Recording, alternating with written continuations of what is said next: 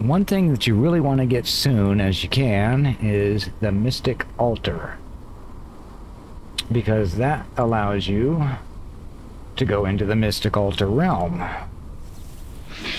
And the realm allows you to collect the things you need to do promotion right here. So let's say I want to promote Albert. He has been reincarnated once. He has completed Polar Realm 1, floor 30, so he has gotten to floor 30. I don't think you have to actually complete it, but you have to get there. I don't know what quota is yet. This is the amount of gold it will cost, and these are the promotion guides that you get by doing these things. You can babysit your people if you want. Notice how they're all spread out. You hit rally, and they'll all go to a point. This, I'm guessing, can be useful in some of the harder ones. Siege, when it works, I'd recommend you do it in pause or play mode and not any sort of high speed. That will move them all to a certain area. Trading fair. Sure. So once you're in one of these, you just back out to the city. It keeps going on its own. They're apparently multi-threading this thing massively, I guess. One other tip is in settings, you want to generally keep your autosave on, because this game is crash happy. Oh shit, see? I just fucked up. I got this up here for a reason. I'm just gonna load. See, this is my last load, and this is my autosave. We'll load that.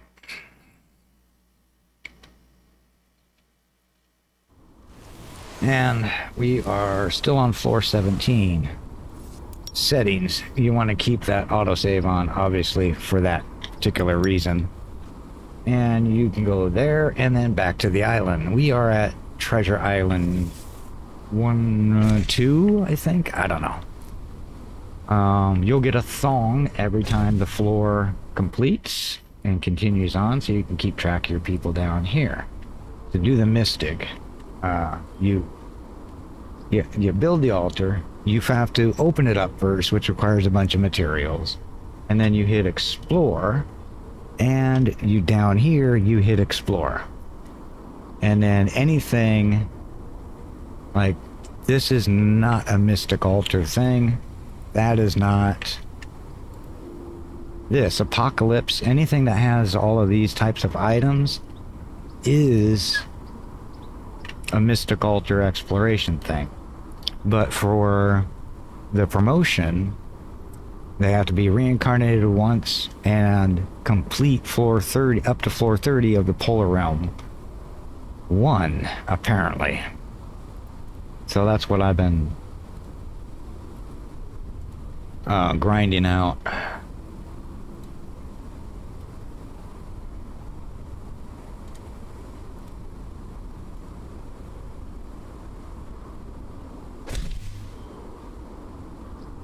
Good luck, guys.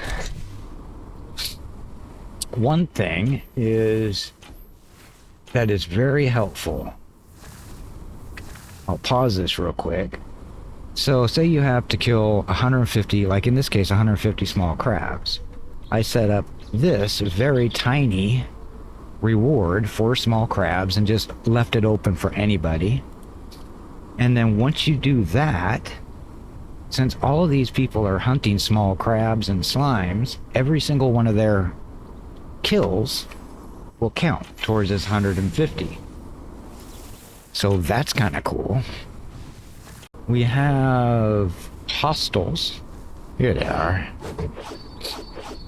That is their Edrin. You can't get information about it. Edrin is one of my 2 favorite people. Here's my Edrin. She is weapons, firearms, and this is something you have to pay attention to. She came default with Spirit Returning Technique as her manual. And, you have to be... Okay. This game is based on frame rate, which is why I don't get any descriptions unless I play it.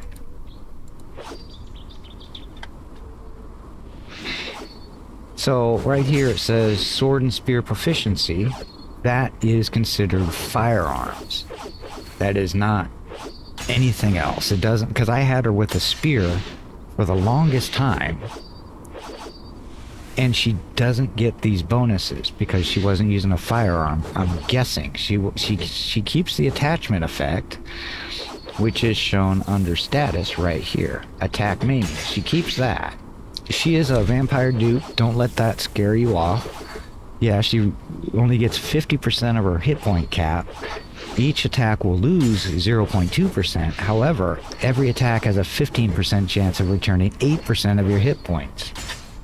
Unless she gets in a problem, she just keeps going. And I think she got in a... Oh yeah, she wasn't here. This is the default Leviathan. Here, before you get to level 5, so you can't click this button. You just come over here and you click this. You can upgrade. This will tell you what your next level is going to be. And if you qualify for upgrade, I'm at max level on this playthrough. You can do collections. Forever, Heritage Shop is the first thing before you start the game. You can't build the Heritage Shop, apparently. It can only be unlocked through the Heritage Shop, so there's that. All of these, all of these are for filling out all of these. There's attack, which does magic and physical attack, and there's defense. Here, like, I'm not gonna do it, but you notice how this is gray? That means I don't have any. This one I do have, but I'm not going to take it out of my inventory and put it in there, because that requires me to break down other gold equipment to get the thing I need to make that. And ooh, this is the dragon scale. You need this.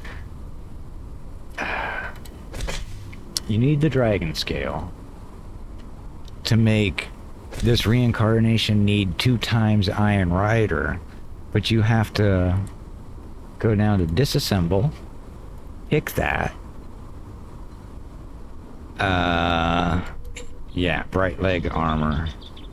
You can, for example, select all, but I don't want to disassemble any of this. Those are future game things. This is 3 times. This requires someone to be reincarnated 3 times. Look at all that strength. That's why it's on auction when it comes up. But we want to disassemble you, yes, and we get the dragon scale. The dragon scale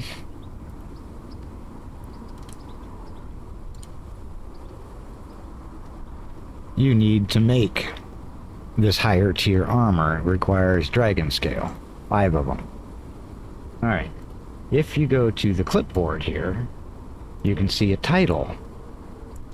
Now the titles are hidden away. I've never seen it through anybody's playthroughs. Rural scenery, you notice it's on. This is what you need. You don't need all of it to get all of the effects. The effects of turning it on will give you, in this case, 20 prosperity, 8 agility, 15 speed across all of your characters, I think. Because I did verify, and you can turn every single one of these on. I verified one. Yeah, the villager's cap. I had 5 less, and then I turned this on, closed this. Like 40 out of 50 villagers. And we'll go back here, we'll turn that off. And we have 40 out of 45 villagers. And obviously it will say available when it's available. If you go into the trading fair, You can pay money to view what's coming up. You can see all treasures, but it's just, I guess that's everything that can be in the fair. But I'm going to pay 50,000. This is what's coming up on the next trading fair. Every production building next to a street will raise its efficiency. Efficiency is how fast it produces things. Like, where's my blacksmith? Efficiency 1,405. Building blacksmith. Let's move you over here. Oops. Efficiency 1,346.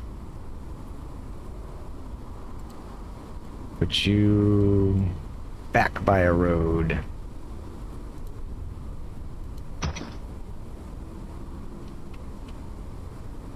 And efficiency 1,405.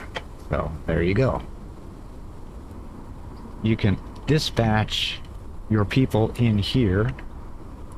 Like, these people are fighting over here, so if oh, Maggie's here, but Maggie's there. Who else can I dispatch here? There's 2 pages.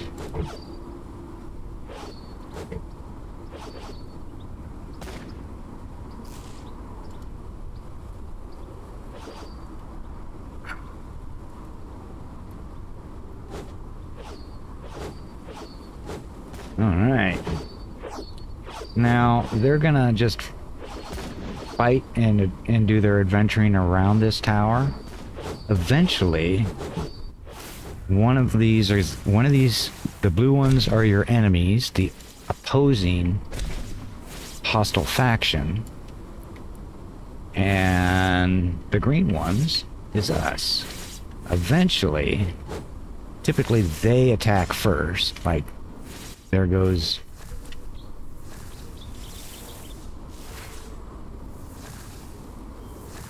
Alright, they're not gonna fight.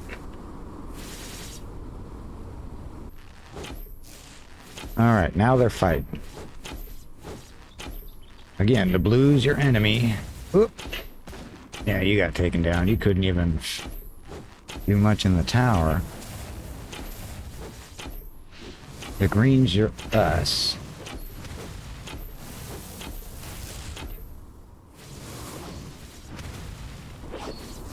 Well, that didn't work out that well.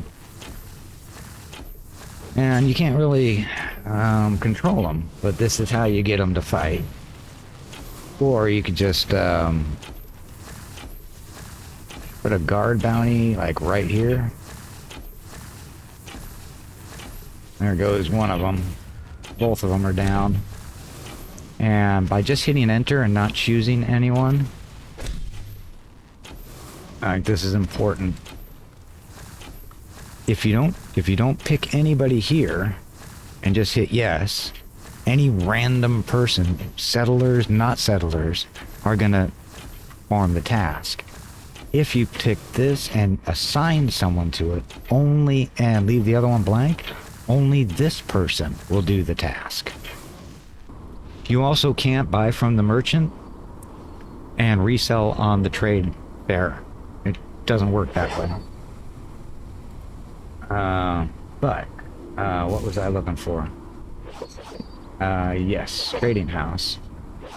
Down here on pre-order, this is where I got my second necromancy book. The thing that sucks about pre-order, alright, so anything that starts with NEC, not listed, necromancy, no sellers, no quantity, price is 40,000. If you pre-order it, notice it says purchase quantity is 1. Items already pre-ordered. Okay. Secrets of Heavenly Thunder. I've never seen this book. Oh, suitable for axes. Okay, so I'll go ahead and pre-order this book in case somebody gets it. Pre-order it. These don't count down here. Only up here. And you can't change. So you notice 40 times 10 is 400,000. Granted, you can resell these, I believe. on the auction house because you're already buying it from your adventurers. But if you put a 1 here, you have to hit enter. It buys... I don't know what it's buying. So you're kind of stuck by just pre-ordering at the minimum. Frequency is one time. I don't know. But now my pre-orders is going to be... It took forever to get my second necromancy book. It drops from a main boss. And I've never seen an axe, or what they're considering an axe. If you've ever wondered what these glowy things are, this is where the other adventures come from.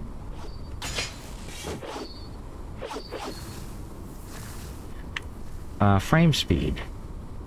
If we go into the settings, and I'll try not to quit out this time. Come on.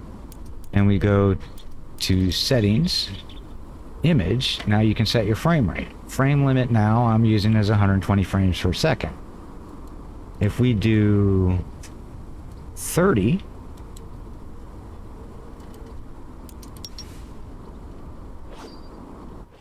I am much slower. And then we go back and we change it to 120. Ooh, much faster. All movement is tied to the frame rate. I'm not sure if their attack stuff... yeah, their stuff is also... Their attack speeds, I'm pretty sure, are also tied to the frame rate. So that's a little trick. The faster the frame rate, the better. Also, the more heat on the GPU. There's no way to go back and find out what these things say. She came back with nothing. Someone got a mystic rune, Mel. So if we pause, find out where Mel is. She's a settled. You're killing monsters. Is it in your bag? Yeah, mystic rune, which will... The only thing you can buy from them is treasure. Boom. This turns into 100 currency. Yeah, I'll buy that from her. You cannot buy anything else from your adventurers. You just gotta hope that you have a pre-order set up if they sell it on the auction house, and that they want to sell it to you. Because there's some, if you look, or the trading house, if you look here, 36 sellers, it's at a higher than average price. As far as playing the market, I don't know. Let's start here. This is a non-movable window that tells you things. Airship moored, blah, this tells you everything. The world is here, the city is here, and it all deals with coins, like spent this and made this. These are satisfied tourists. I don't know what that means. Storage, everything that you're dealing with on storage and buying from the trading house. But if you go through this, there are 7 adventurers and tourists complaining there's always a queue for rest, making suggestions for the development of the city, hoping to add some. That means if it's in yellow, this is just saying, hey, it's a low number, they're bitching. But if it's in yellow, you might want to build more buildings to deal with it. The other one, this is all your materials. It's another breakdown. That is do not hit quit. That is settings.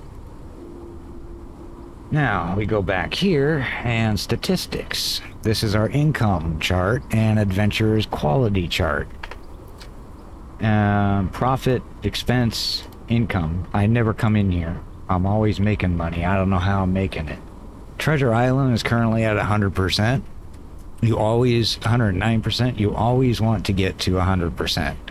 Every 10% can draw a reward. The higher the treasure island is, the better your rewards. The higher the level this particular treasure island is.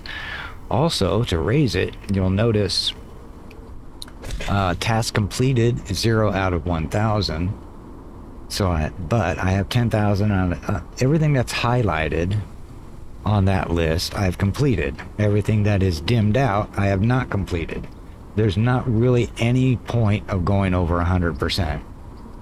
The Mystic Portal and the island are two separate things. I can close the portal and leave. These people will stay here.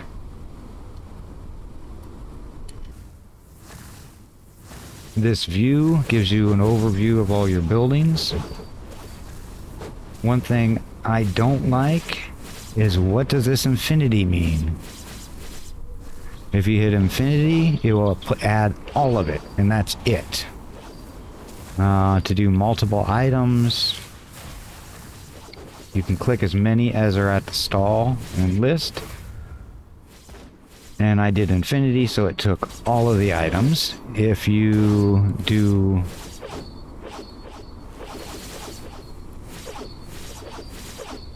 just one, it will do 5. If you do, and then you can put your numbers down here. This will do 10. I really wish that the infinity meant it would put 5 down, and as you are making more and this was sold, it would automatically replace it. But it doesn't, so it turns into a micromanaged piece of garbage that I almost never deal with. Even though it helps your adventures, I don't do it. It's too difficult. Bosses will show you all, this is all the bosses on this map and what it takes to bring them up. Kill red amps to spawn the giant amp. This is all the monsters. Not necessarily where they are. Oh yeah, Fairy Forest, Lonely Park. This is what they... Griffin and Lonely Park drops necromancy. That must be where I got it from.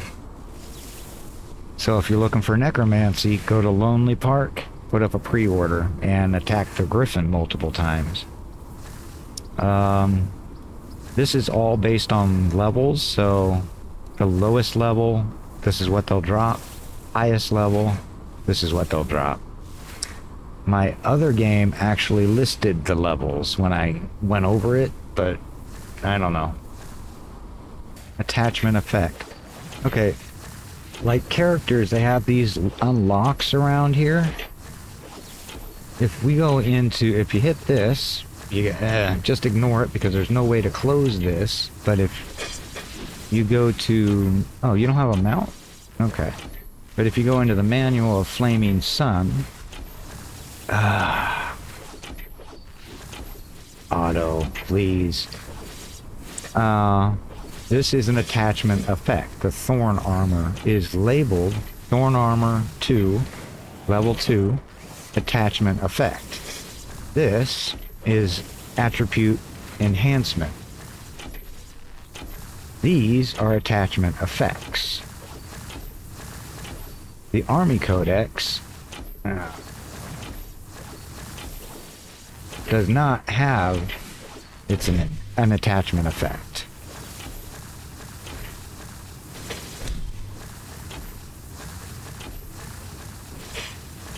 Yeah, all of these are skills or attribute enhancements. One other thing that is mind-boggling, when I changed her from a staff to a greatsword after I reincarnated her and had her read this book, wiped out all of her skills. Well, after I reincarnated her, she still had the staff because I was making the sword. Once I gave her the sword, she was doing crappy on the field and I couldn't figure out why. All of her skills got wiped and I had to relocate them all. No, I got you set up for how I want you. You're the one doing all this green goo. Or is that someone else? No, you're over here.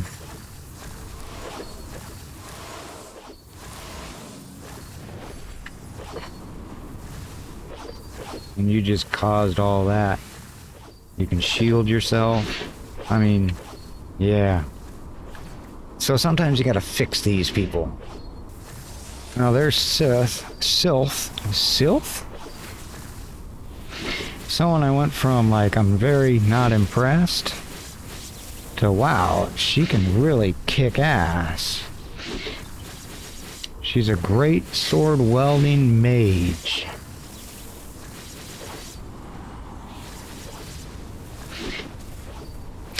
So, that gets us into, she came by default with Army Codex, which is a mage. It's mage stuff. But she's a frost giant. So if we go to her bloodline, right here, when she reaches thousands of troops, her strength is going to be increased by 250 points, and the intelligence is going to drop by 150 points. So once I realized that, I'm like, screw it. I'm going to keep some of the goodness of this manual, which is Snowstorm, Deadly Swamp, Windblade Surge, and I just had to figure out what to make her. And I decided on, I happen to have the Flaming Sun Codex, which gives the Thorn Armor, so I figured, yeah, screw it. But how else can I improve her? Enhance. Weapon Proficiency, level 5, 45% increase in weapon attack. Activatable effects, currently it goes every 5 levels. She's at level 1, hit points 150, talent plus 80. Talent, each 1 point of talent increases 40 hit point cap, 2 defense point, 1.5 heal speed. So, jewelry, boot, jewelry, helmet. She has no weapon. And I don't know where this stuff's coming from, but you either click it and see stuff happen, and I have it turned off, but if you do use all, you have to say yes or no. And there's this checkbox that's cleared and it says ignore. You check that and boom, it's gone. I don't like doing this because I don't really see what's going on up here. You can refresh, 5,000 coins to refresh the adventures books. There are 5 left in this quarter. Armor, weapon, there was a weapon, leggings, boot guide, armor guide. You are level, you haven't finished any level 5 yet. But that's another way that you can improve individual characters.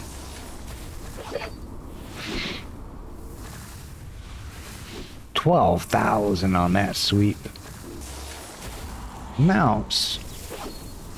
They improve your characters also. Mount moves like a horse, increasing dodge, physical dodge and magical dodge chance by 150 points. And then there's individual effects. I gave this mount to Yang Jin because he's a flying sword user. Sharp edge. The flying sword's blade accompanies you, dealing damage with a 5% chance of inflicting armor-breaking effects on enemies for 10 seconds. Has nothing to do with his flying swords, I don't think. But, whatever. So how do you get these things? And also in the enhanced, there's your mounts. This guy is level 5, so he gets attack plus 100. Weapon gains primary light effect. Where are you? You're in here somewhere.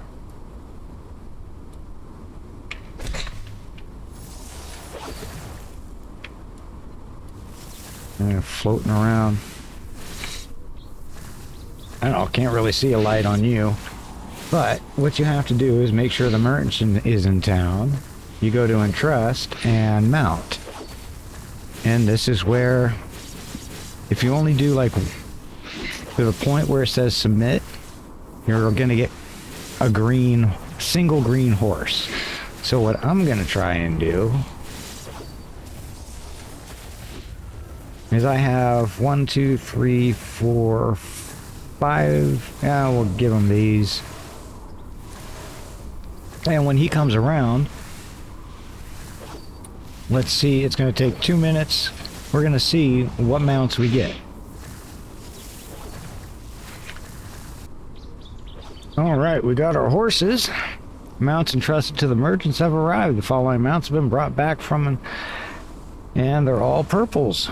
So... Ooh, a shade. Mystery has 1% chance. See, this is magic, so that would go to a magic user. Physical attack. Hit. Taruni. What the hell is that? It's a whale. Increased defense. Increased attack. 70 points of 5% chance. Okay. And Halakon is a warhorse. Yeah, nice. Now, there's also breeding involved. I haven't even gotten into that, and I've been playing this game for like 2 weeks straight. I even let it run overnight and just let them do their own thing. I'm 53 years old, and I find just so much interest in this game. I'm gonna have to buy it on Steam one of these days, because it's not very expensive at all. I hope this video helps a little bit to get some of the mystery out of the nuances of this awesome Asian-made game.